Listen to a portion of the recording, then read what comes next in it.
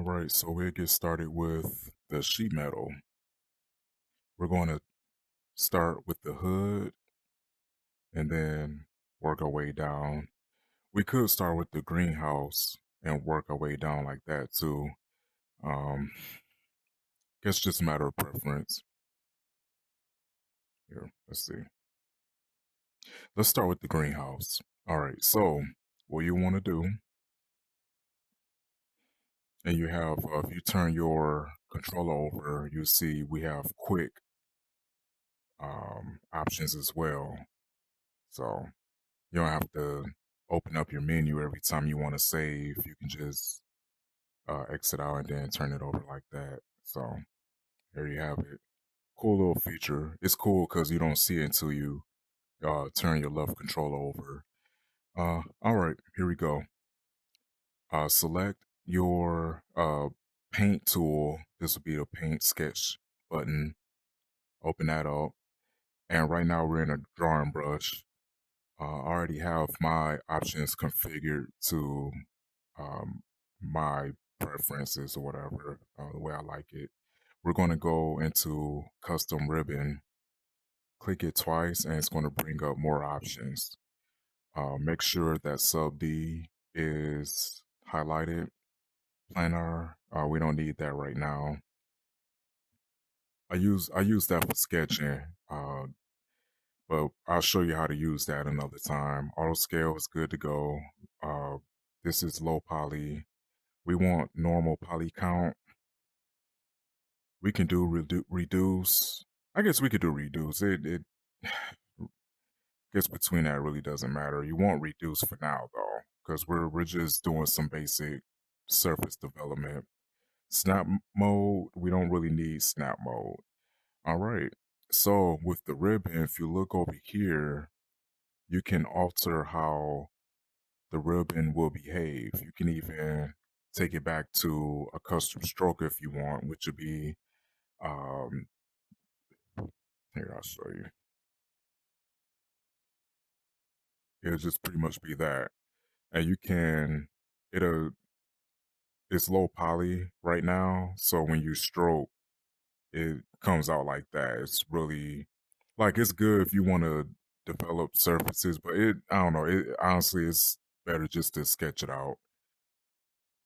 You can manipulate the points however you want, but something like this, I don't know. I wouldn't. So we're just going to take that out. Let's choose a suitable color first. So you see, I brought up the color wheel. Use your right controller and the pointer, and it's going to bring up the color wheel, right? If you push in all the way, it's going to be black. You start to pull out, you get all of the tints for all of your hues here. If you hold the trigger for your index finger, you can choose different hues. And then there's even a feature to lock it in for white, for center. It'll be black, and then you can do your grays, and then you can go all the way to white. Uh, White works well if you plan on uh, doing a white car or an object or whatever. If you want to airbrush over, you can. But let's do something a little basic. So let's choose gloss, and we'll do. Trying to think of a good color to do. Let's do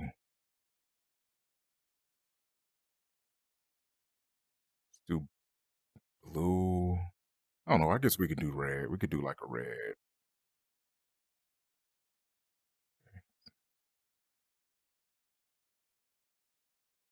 Something. Guess like that. Okay. All right. Let's see how it looks. That's like a fuchsia magenta color going on. All right. So let's get started. We're still mirrored, which is good. It's what we want. Now, what I'm doing I'm using this trigger, the index trigger button to draw. And that's all we're doing. Okay. Now you want, since we're using sub D to get our sheet metal going, you want to select and then hold the uh, ribbons we just laid down, right? While you see on the right controller have it held down, select the edit button on your left controller, and you see we have some more options. So make sure mirror is on.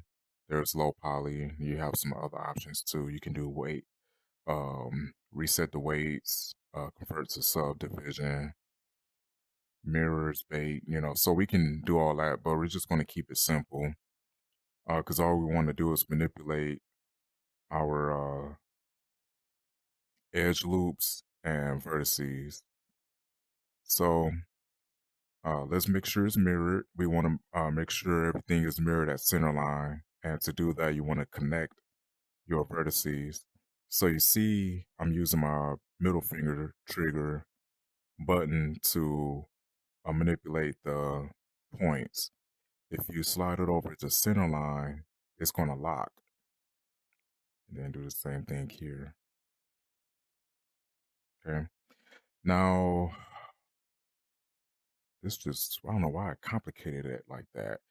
Let's convert to subdivision object. There it is. That's what we want. Okay, and now we want to turn it off so we can do a control mesh. This should allow us to lock. There it is. That's going to allow us to lock our vertices at center line. And once it's locked, all you gotta do, you can move it up and down and forward, backward, but it won't let you um, stray away from center line, which is perfect. That's what we want. We want it to lock at center line. There it is. And all I'm doing, you see, I'm just connecting our vertices at center line. We want to keep these surface transitions as simple as possible. Okay. So let's look at a front view. It's not bad, but this is so we have crown in the middle because there's really no flat surfaces on a vehicle.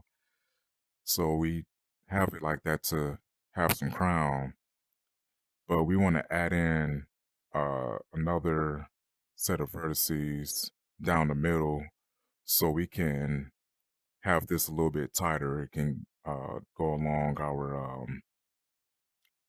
wireframe a little bit smoother. So let's see.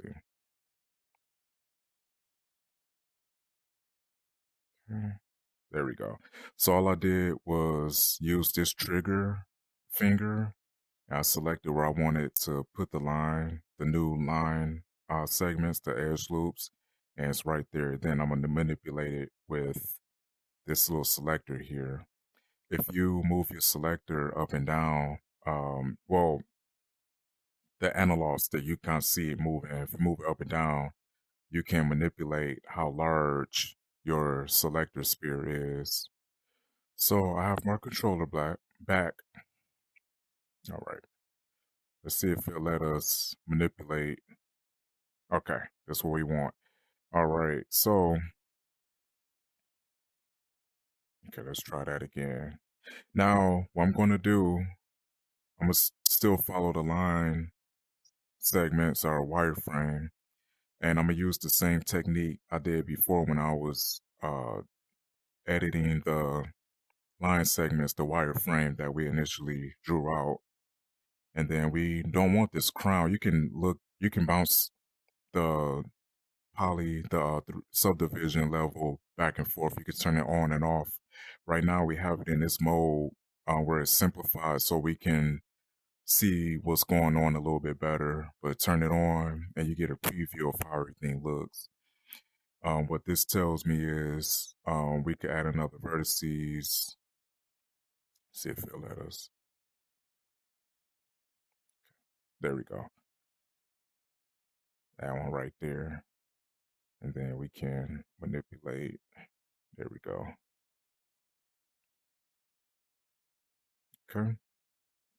Now, what we want to do, since we have this laid out, we can use the wireframe as a reference or like a rough reference, or we can use it to be a little bit more specific. What I mean by that, with it being more specific to what we're doing, um, let's see here. All right, so what we can do here, let's see. It's a lot of crown. But I guess it's necessary. Yeah, it's about necessary. So let's manipulate. Okay, let's try this. So we can snap. This will be snapped out of the objects. In this case, we'll be snapping the sheet metal to our wireframe. To do that, you just use your right trigger, middle finger trigger, and it's going to snap to the wireframe. If you have a good wireframe, then it's going to make this much easier to deal with. Now we have, let's see, that's pretty good. All right, now let's extrude. Okay, I'm gonna change it to a cube. To do that, you use the right controller, middle finger, trigger, and you go left and right on your analog. And you can go between a cube and a sphere. I'm gonna use a cube.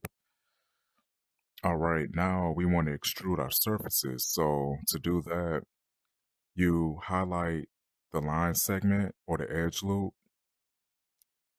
You hold down the right middle finger trigger and then use your index finger on your right controller. You select it, you press it, and it's going to go up. You can extrude it out. And that's what we want in this case.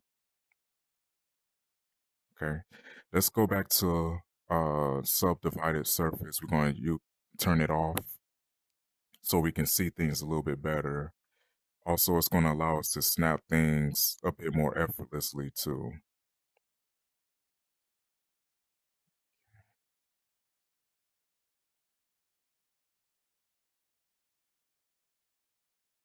Okay. Same thing. And what I'm doing, I'm connecting the vertices to each other. They automatically uh, they automatically snap to each other when you're in subdivision. There we go. Is what we want. Here we go. Not bad. And we want to keep this as simple as possible.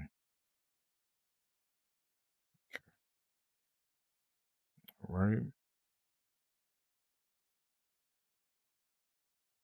Let's do the grill next. There we go.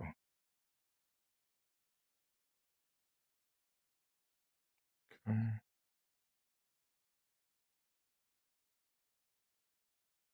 All right. Let's turn it back on, see how it looks. That's not bad. It's not bad.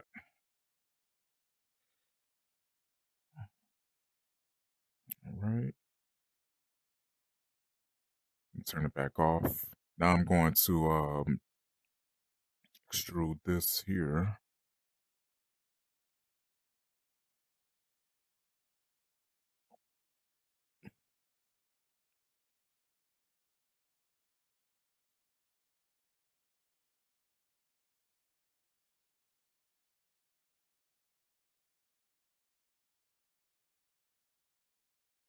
I'm gonna just snap it to here, and you can add edge loops by tapping the right index finger trigger, and you can add them in and then manipulate it with your middle finger trigger like that.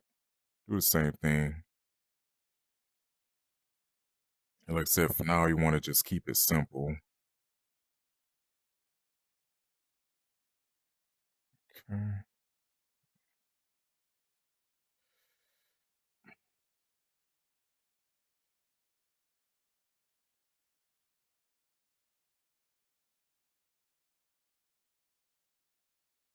Okay. And I'm manipulating the points too.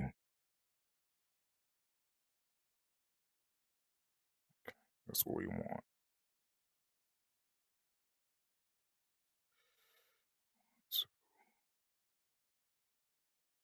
Okay.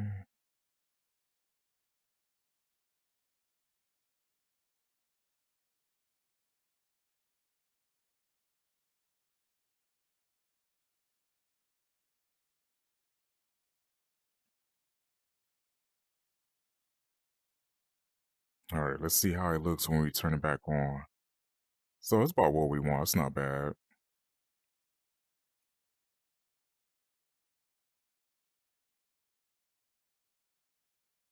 Mhm.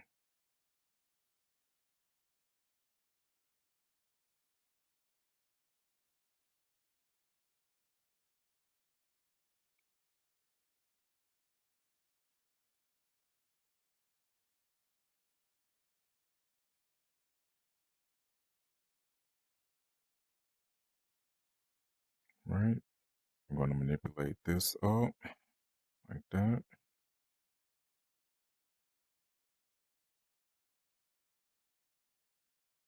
Okay.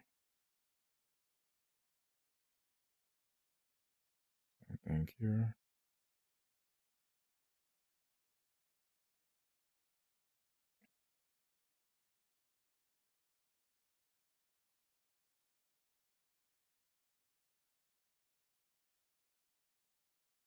All right. So let's see. Let's see what we have here. Make this look like something.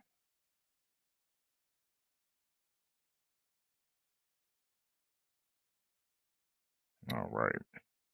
Now we still have to go according to our design here.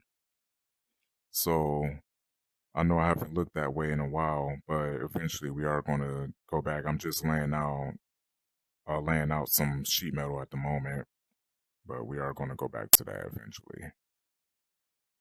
Okay. Yeah. All right. Let's extrude this. Match up to that. Good. All right. So far, this is what we have here. And then we can add some creases too, but let's see how it will look without creases. We add another.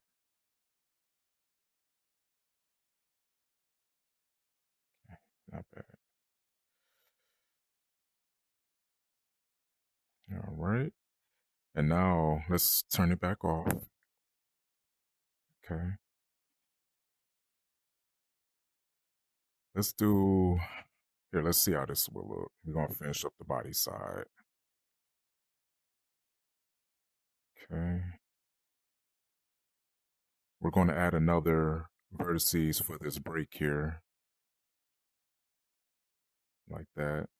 And then we're going to, let's turn this off for now so our vertices won't snap to each other by mistake while we're manipulating these surfaces. And I'm just moving this out a bit.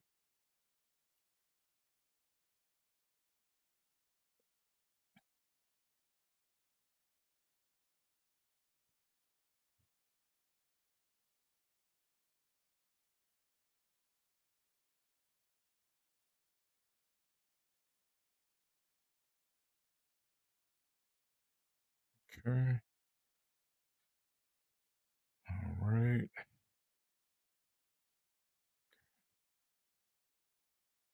There it is. All I'm doing is adding vertices to make extra faces just so everything will make sense with our design. Okay. Let's turn it back on, see how it looks. So that's pretty much what we want. That's not bad. This is the belt line. Here, let's see, we got the belt line here. There we go. All right. So let's turn off. We're going to X out of this. Select the check mark on your left controller. Let's go to our menu and we're going to go to layers. Let's turn off the wireframe, and I actually forgot to make a separate layer for the sheet metal. So let's do that now. It's good I did this because this step will actually come in handy um, while you're, um, making your model or whatever. Um, Sometimes while you're designing, you'll get really involved in what you're doing and you will forget certain steps along the way. And when something like this happens, it's actually really easy to resolve. So right now we have this all in the same layer. You want to add a layer and then we're going to name it sheet metal.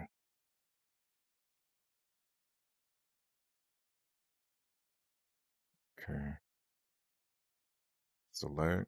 Now, since we have the sheet metal layer selected, you want to select the sheet metal we just did. Select and hold.